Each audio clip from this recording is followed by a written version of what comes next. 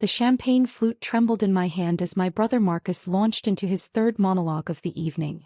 Christmas Eve at our parents' house in Pasadena, and he'd turned the living room into his personal stage. Series B funding closed at $180 million, he announced to the assembled relatives, his voice carrying that particular blend of smugness I'd grown familiar with over 32 years.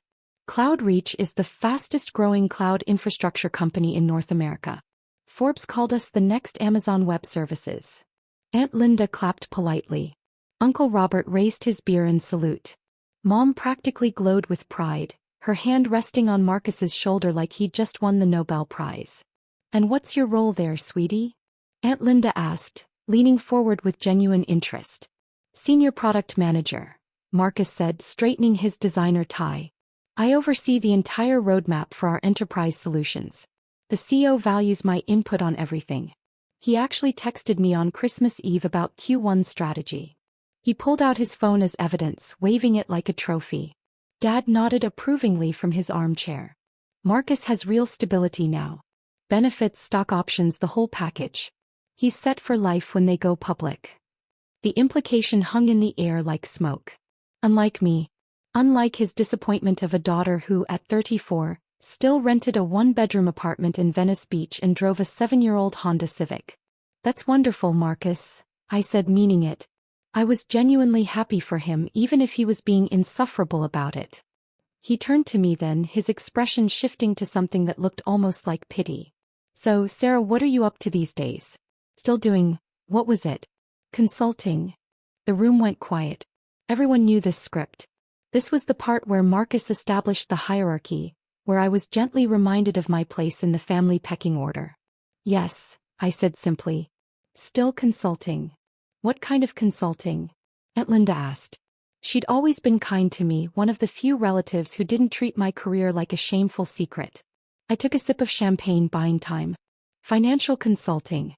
I work with startups, mostly helping them with growth strategy, that kind of thing." Marcus snorted. "Startups. God, that's a rough space right now. The funding environment is brutal. Half of them won't survive the next 12 months. He shook his head with exaggerated sympathy. "You must see a lot of failures." "Some," I admitted.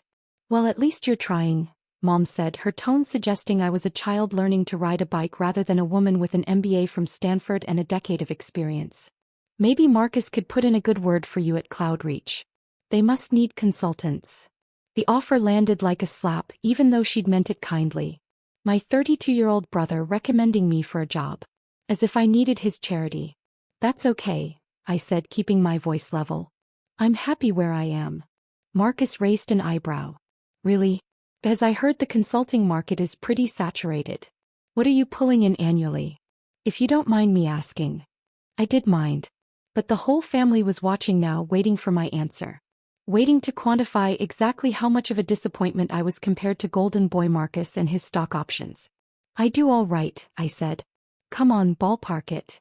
Marcus leaned back, enjoying this. "6 figures? Low 6 figures." My phone buzzed in my purse. I ignored it.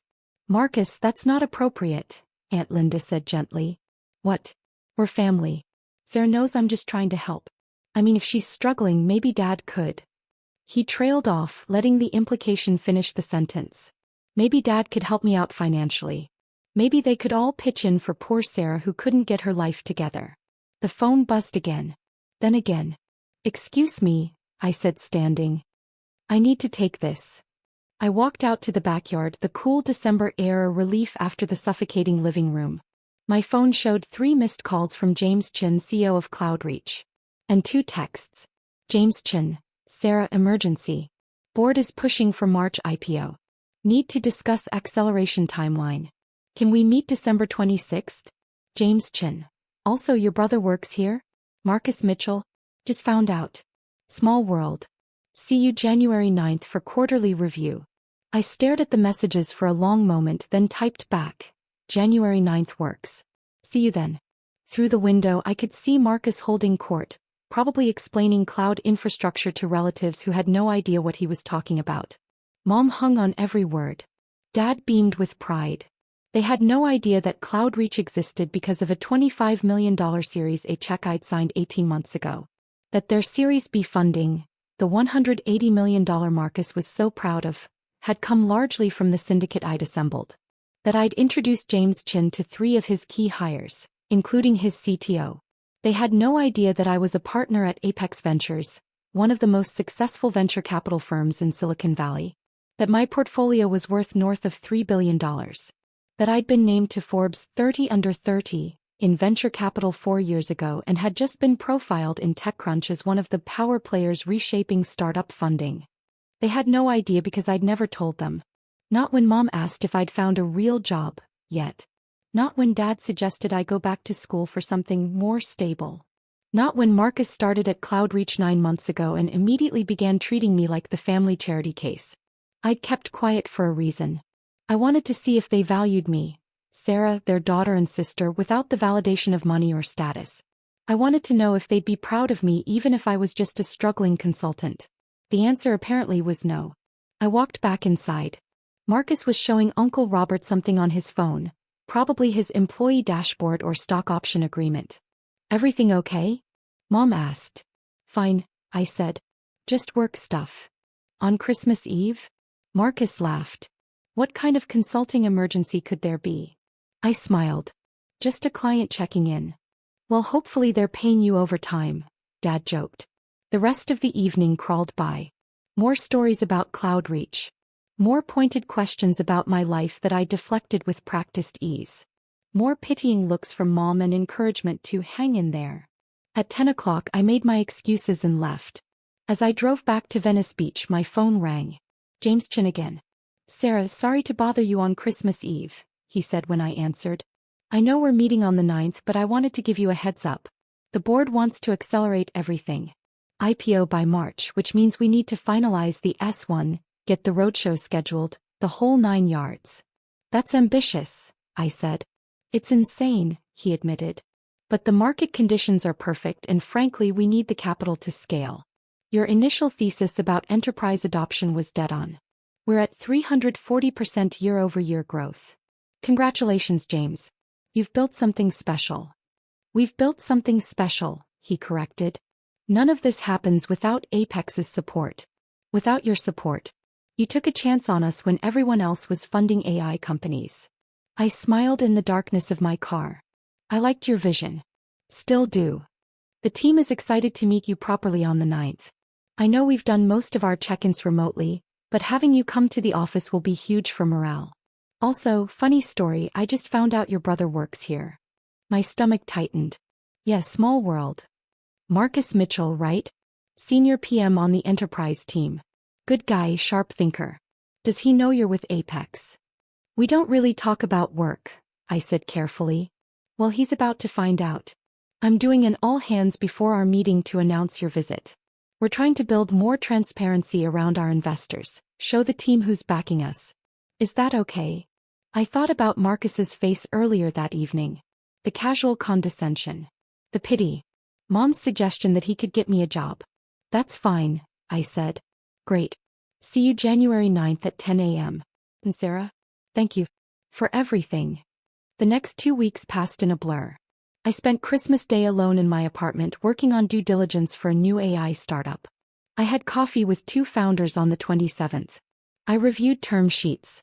I attended a partner meeting at Apex's Sand Hill Road office, where we discussed our Q1 investment strategy. My family didn't call. Not surprising. Christmas was Marcus's show now. I was just a supporting character in his success story. On January 8th, I got my hair done and picked up the Armani suit I'd had tailored. Black, perfectly cut with a silk blouse the color of money. I packed my briefcase with the CloudReach files. Every email, every board memo, every funding round document. That evening Marcus called. "Hey Sarah," he said, his voice oddly tight. "You busy tomorrow?" "I have some meetings." "Why?" "There's this big thing at work. Our lead investor is visiting. CEO is making a huge deal about it. We're all required to attend this all-hands meeting at 9:30. "Sounds important," I said neutrally. "Yeah, I guess. Honestly, it's probably just some rich asshole who wants to feel important. VCs are the worst. They throw money around and act like they built the company themselves." I bit my tongue. "Is that right?" "Oh yeah. James worships these people, but between you and me, we'd be just as successful without them. Maybe more successful. VCs always want control, want to meddle in product decisions they don't understand. I said. Anyway, I was calling because, look, I know Christmas was kind of rough. Dad mentioned you seemed quiet. I just wanted to say if you need anything, I'm here. If you're struggling with money or whatever, I could probably spot you a loan. The stock options are going to be worth millions when we IPO. The kindness in his voice was genuine, which somehow made it worse. I appreciate that, Marcus. But I'm fine. You sure? Because Mom's worried. She thinks you're too proud to ask for help. Tell Mom I'm okay, I said. Really? All right. But the offer stands. Oh, and if you ever want to pivot into tech, I could introduce you to our HR people. We're always hiring consultants for project work. Wouldn't be a permanent role, but it would get your foot in the door. I closed my eyes. Thanks, Marcus. Good luck with your meeting tomorrow. Yeah, should be interesting. Maybe I'll actually get to meet the person who signs our paychecks. He laughed. Talk soon. January 9th arrived cold and clear. I drove to CloudReach's headquarters in Palo Alto, a sleek glass building in a tech park off the 101. The parking lot was full of Teslas and BMWs, startup money on display. I sat in my car for a moment, checking my reflection in the mirror. The woman looking back at me was polished, professional, powerful. Not the struggling consultant my family pitied. Not the disappointment they'd written off. Sarah Mitchell, partner at Apex Ventures. Early-stage investor in 17 companies. Board member at 5. Net worth north of 40 million, mostly in carried interest and portfolio equity. I grabbed my briefcase and walked inside. The receptionist smiled brightly. Good morning. How can I help you? Sarah Mitchell from Apex Ventures. I have a 10 o'clock with James Chin. Her eyes widened slightly. Of course, Ms. Mitchell. Mr. Chin mentioned you'd be arriving. He's just finishing the all-hands meeting now. Would you like to wait in the conference room, or would you prefer to join them? I checked my watch. 9:45. I'll join them. Wonderful. The meeting is in the main hall, second floor. I'll escort you. We took the elevator up. Through the glass walls I could see the open-plan office, standing desks, collaboration spaces, the casual chaos of a growing startup. Young people in hoodies and expensive sneakers, the uniform of tech success. The receptionist led me to double doors. Inside I could hear James's voice over a microphone. And that's why transparency around our cap table matters. You all deserve to know who believes in this company, who's backing our vision. So before we dive into Q1 goals, I want to introduce someone very special. The receptionist opened the door quietly. The room was packed, at least 200 people, standing room only. James stood on a small stage at the front, a presentation screen behind him showing the CloudReach logo. Our lead investor joined us at Series A when we were just 15 people in a WeWork, James continued. When other VCs said cloud infrastructure was too crowded, too competitive, one firm saw our potential. Apex Ventures led our Series A with 25 million. They assembled our Series B syndicate. And they've been our strongest advisor through every pivot, every challenge, every victory. I scanned the crowd looking for Marcus. Found him standing near the left side, arms crossed, looking mildly bored. The partner who championed CloudReach has one of the best track records in venture capital, James said. Portfolio companies worth over $3 billion in aggregate. Board member at companies you all use every day. And more importantly, someone who genuinely believes in what we're building here. Marcus shifted his weight, checking his phone. Probably texting Mom about how boring this was. So please join me in welcoming Sarah Mitchell from Apex Ventures. I walked down the center aisle. The room erupted in applause. Polite, professional, the sound of 200 people doing what they're told. But I watched faces turn, watched the recognition ripple through the crowd. Watched Marcus's head snap up. Our eyes met across the room. I saw the confusion first. What was I doing here? Then the recognition of my name. Then the impossible math starting to click into place. James stepped down from the stage, hand extended, beaming. Sarah. Thank you so much for coming. Everyone, this is the woman who made CloudReach possible. I shook his hand, smiled at the crowd. Thank you, James. It's wonderful to finally see the team in person. Let me give you proper introductions, James said, leading me toward the stage. Sarah, this is the product team led by Kevin Walsh. Engineering over here led by our CTO Priya Sharma. You two have met, of course. Priya waved, grinning. We'd had dinner 3 times in the past year, discussing CloudReach's technical roadmap. Sales and marketing, James continued, gesturing to the right side of the room. And product management, including Marcus Mitchell, one of our rising stars. Every head in the room turned to look at Marcus. He stood frozen, face pale, phone still in his hand. Marcus and I actually know each other, I said, my voice carrying across the silent room. He's my brother. The reaction was immediate. Whispers, shocked looks, people glancing between us like they were watching a tennis match. James's eyes went wide. Your brother? I knew you had the same last name, but I didn't make the connection. That's incredible. Marcus, you never mentioned your sister was in venture capital. Marcus opened his mouth. Closed it. Opened it again. We don't really talk about work. Well, this is a small world moment, James laughed. Sarah, would you mind saying a few words to the team? They'd love to hear your perspective. I climbed the 3 steps to the stage. 200 faces looked up at me. Young, hungry, brilliant. The future of tech assembled in one room. And in the middle of them, my brother looking like he might be sick. Thank you, James, I said into the microphone. And thank you all for building something extraordinary. When James first pitched CloudReach 18 months ago, I knew immediately this was special. Not because of the technology, though that's best in class, but because of the vision. The understanding that cloud infrastructure isn't about speeds and feeds. It's about enabling the next generation of innovation. I clicked to the next slide, which showed CloudReach's growth metrics. You've exceeded every projection we made. Revenue is up 340% year over year. Customer retention is at 98%. You've gone from 15 employees to over 200. You've built something that will define the industry for the next decade. More applause. I let it die down before continuing. At Apex, we invest in people, not just products. We back founders who have the courage to see what others miss. And we partner with teams who have the discipline to execute. CloudReach has both. That's why we led your series. That's why we assembled your Series B syndicate. And that's why we'll continue to support you through the IPO and beyond. I paused, looking directly at Marcus. Some people think venture capital is about throwing money around. But it's not. It's about belief. It's about seeing potential before anyone else does. It's about taking risks on people who might not look successful yet, but who have the vision and drive to build something incredible. Marcus's face had gone from pale to red. So congratulations, I finished. To everyone in this room, you're part of something special. And I'm honored to be along for the ride. The applause was genuine this time, enthusiastic. James took the microphone back, launching into a discussion of Q1 goals. I stepped off the stage and immediately people approached me. Engineers wanting to discuss the technical roadmap, product managers pitching features, everyone wanting a moment with the person who'd believed in them. Marcus didn't approach. He stood rooted to his spot, staring at me like I was a stranger. The all-hands meeting ended at 10:15. James ushered me to a conference room where the executive team waited. CTO, CFO, VP of Sales, VP of Product.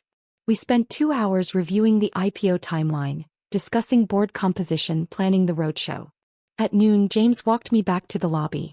That went better than I could have hoped, he said. The team is energized. And having you here, seeing that our investors are engaged, it matters. Happy to help, I said. CloudReach is one of my favorite portfolio companies. You should be very proud. We couldn't have done it without you. He hesitated. Can I ask, what's the deal with your brother? He looked like he'd seen a ghost. I smiled carefully. Family dynamics. We don't talk about work much. Fair enough. Well, he's lucky to have you. Must be inspiring having a sister who's accomplished so much. I didn't correct him. As I walked to my car, my phone exploded with messages. 7 texts from Marcus. 3 missed calls. 2 voicemails. I listened to the first voicemail in my car. Sarah, what the fuck? You're a venture capitalist? You're a partner? At Apex? You've been lying to us for years. Call me back. Now. The second voicemail was quieter, shakier. Sarah, I don't understand. Why didn't you tell us? Why did you let us think? Mom is going to lose her mind when she finds out. Dad too. You need to call me. Please. I deleted both voicemails and drove back to Venice Beach. That evening, the family group chat erupted. Marcus, everyone needs to hear this. Sarah isn't a consultant. She's a venture capitalist. A partner at one of the biggest VC firms in Silicon Valley. Mom, what? Sarah, is this true? Dad, Marcus, what are you talking about? Marcus, she's been lying to us. She's rich. Like really rich. She invested in Cloud Reach. She's basically my boss's boss. Aunt Linda, Sarah, that's wonderful. Why didn't you tell us? Mom, Sarah, please call me. I'm so confused. I muted the chat and poured myself a glass of wine. The calls started at 7. Mom first, then Dad, then Marcus again. I let them all go to voicemail.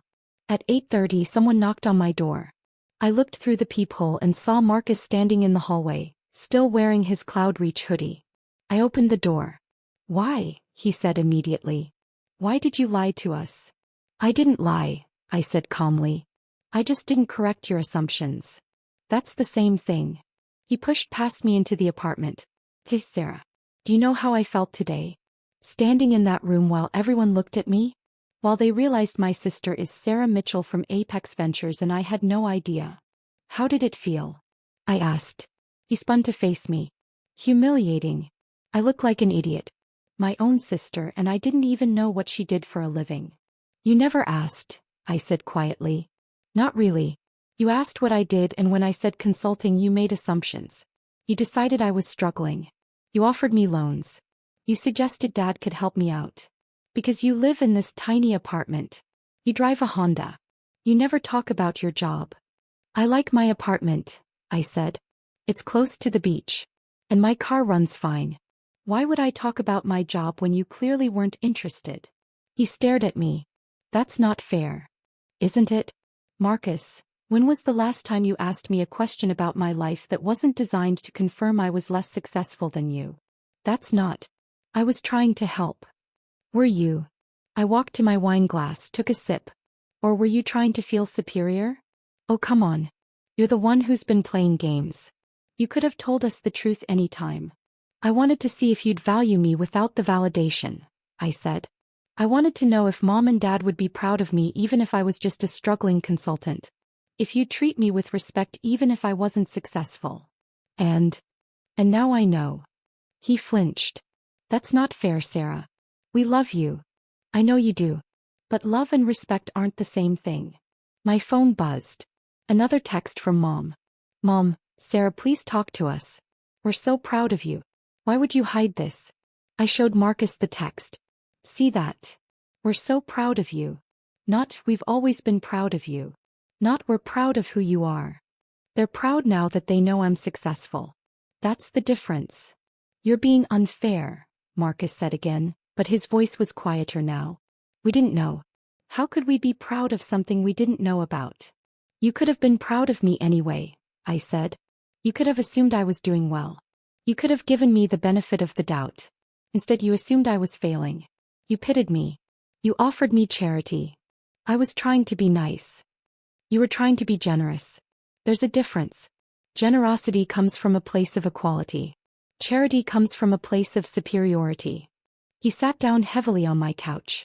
I didn't mean it like that. I know, I said, and I meant it. But it still hurt. We sat in silence for a long moment. Outside, I could hear the ocean, the eternal rhythm of waves. Mom wants to have dinner, Marcus said finally. This weekend. She wants to celebrate your success.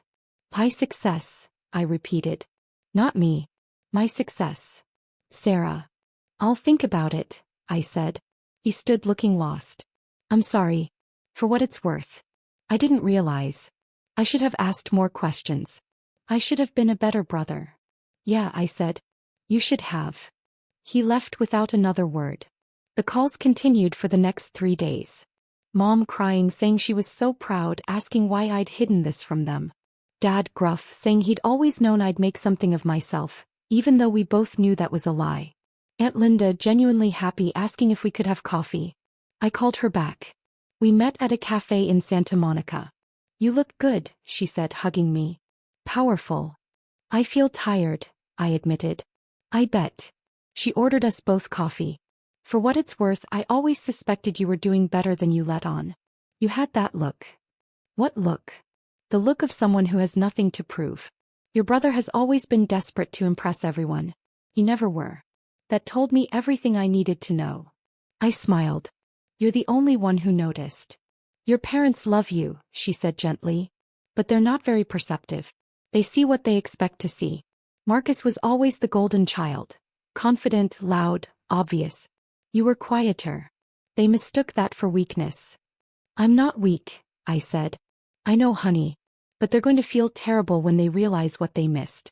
What they assumed. You need to be ready for that. I don't know if I want to forgive them, I said quietly. You don't have to. Not yet. Maybe not ever. But eventually, you'll need to decide what kind of relationship you want with them going forward. Whether their ignorance is forgivable or not. I thought about that over the next week.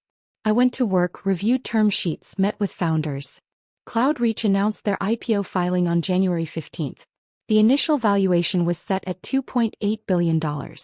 My Series A shares were worth $180 million on paper. My carried interest from Apex would be substantial. Marcus texted me when the news broke. Marcus, congratulations. You made a great investment. Me, thank you. You should be proud. You helped build this. Marcus, did you know I was working there when you invested? You joined 9 months after our Series A closed. Marcus, but you knew I was there for the Series B. Me, yes. Marcus, and you didn't tell me. Me, you didn't ask. 3 dots appeared, disappeared, appeared again. Then, Marcus, family dinner Sunday. Mom's making your favorite. Please come.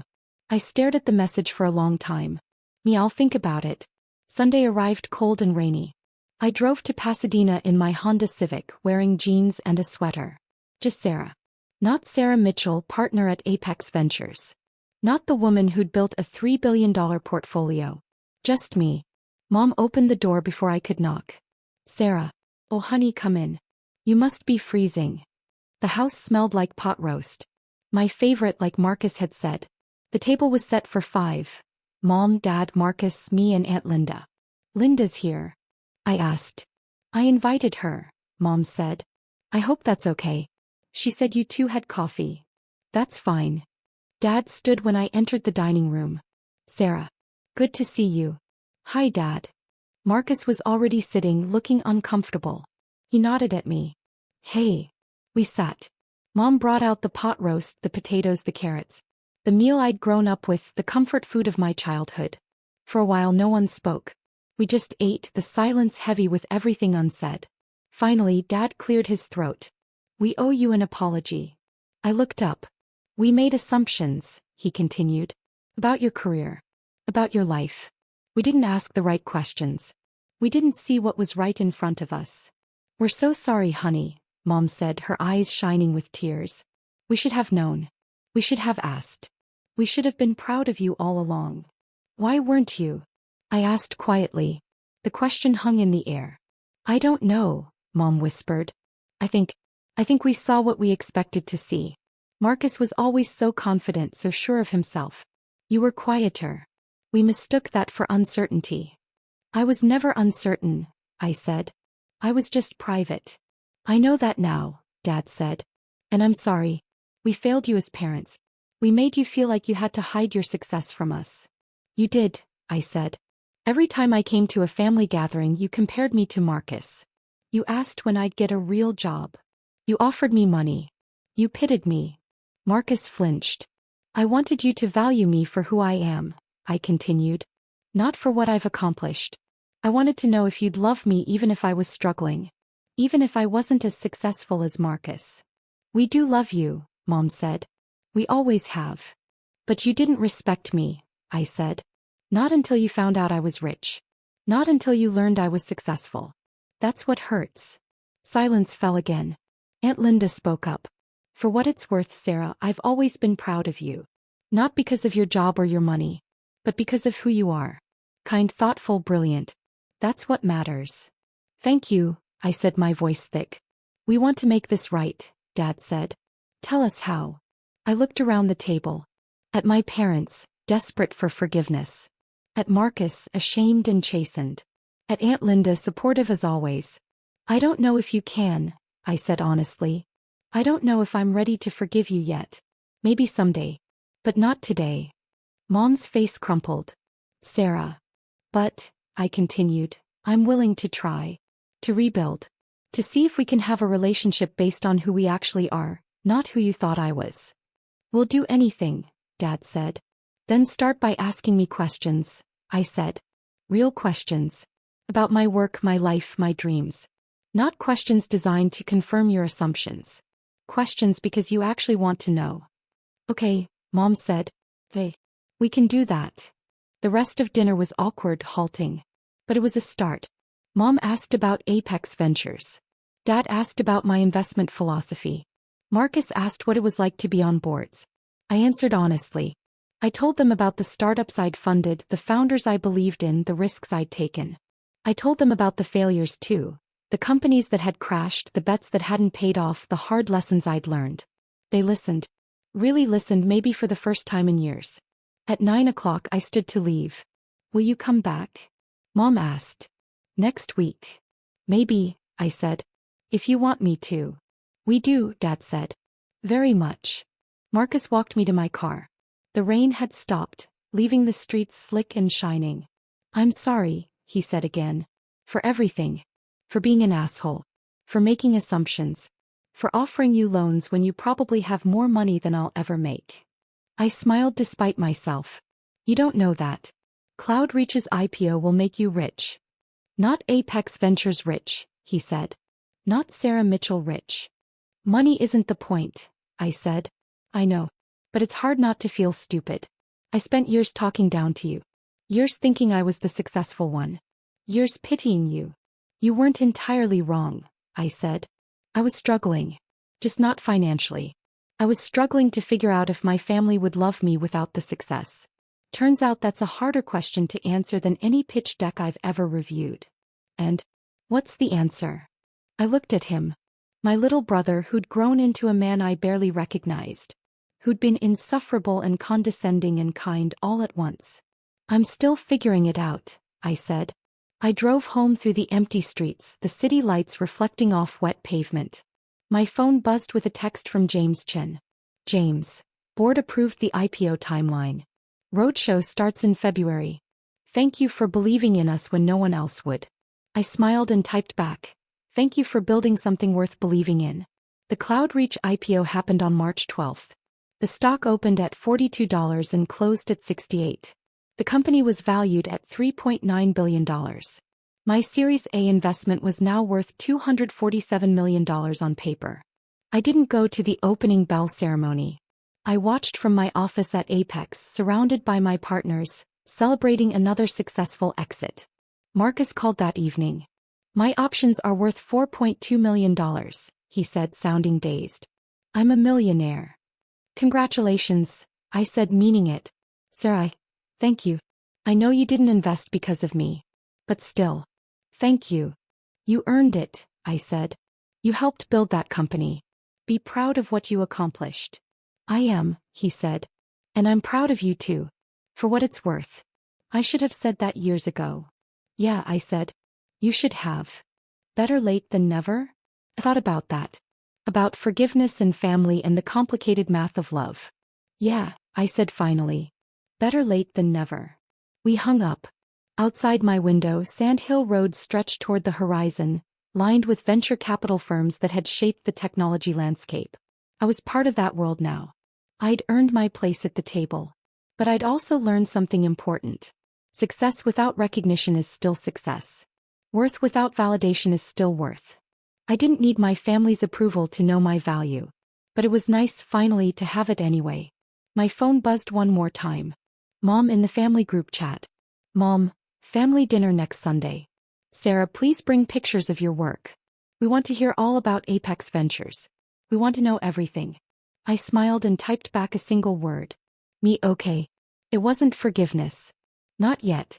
But it was a beginning. And sometimes a beginning is enough.